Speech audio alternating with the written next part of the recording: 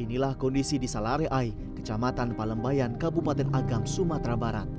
Daerah ini porak-poranda akibat bencana banjir bandang yang terjadi pada Kamis sore. Situasi yang memilukan ini baru terkonfirmasi sehari setelahnya pada Jumat 28 November 2025. Hal ini terjadi karena sulitnya komunikasi dan terputusnya akses ke lokasi.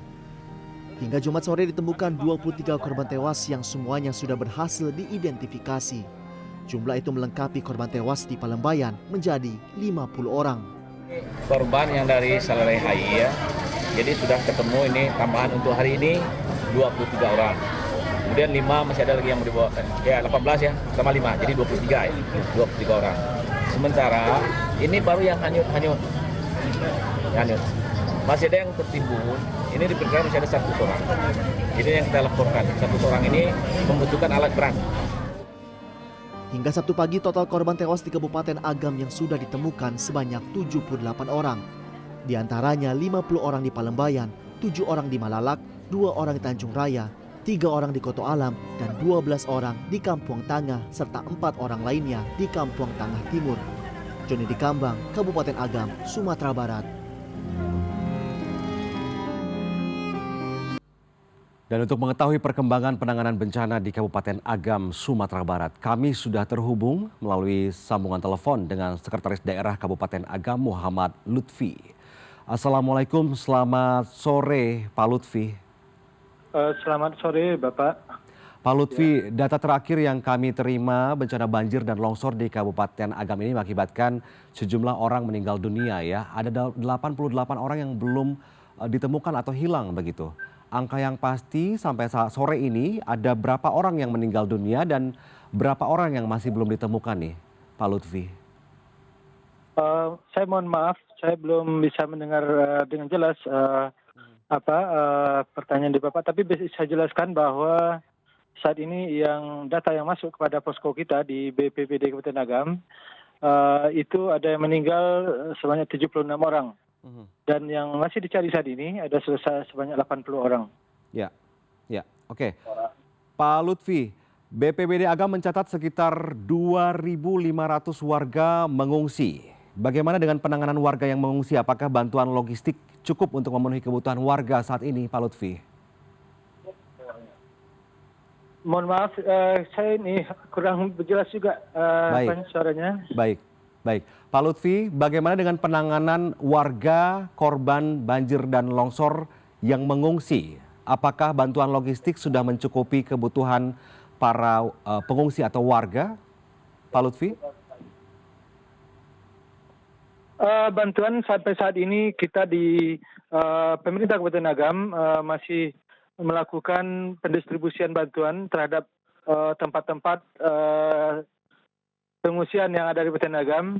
Sampai saat ini alhamdulillah kita masih memiliki stok logistik dan itu sedang kita lakukan pendistribusian ke lapangan.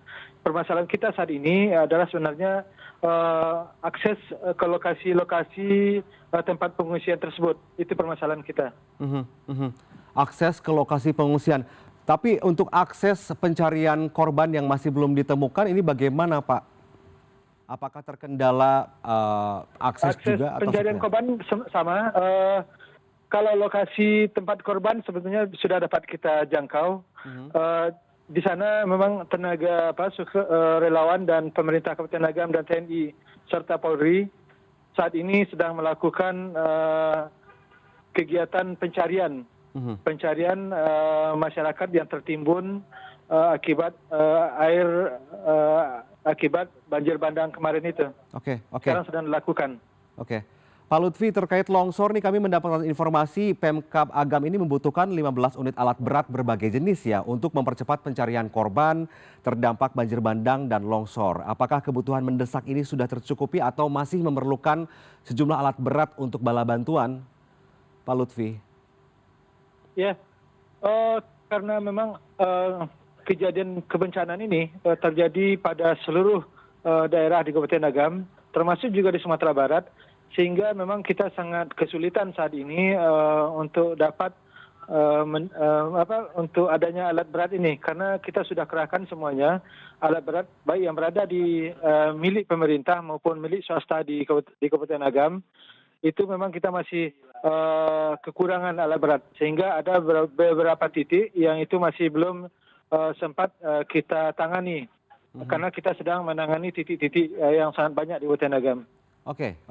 Pak Lutfi, banjir ini kan melanda sejumlah kecamatan di Kabupaten Agam ya. Ada Kecamatan Palembayan dan Ampek Nagari. Bisakah Anda memberikan informasi wilayah mana saja di Agam yang terdampak paling parah untuk bencana banjir bandang dan longsor ini?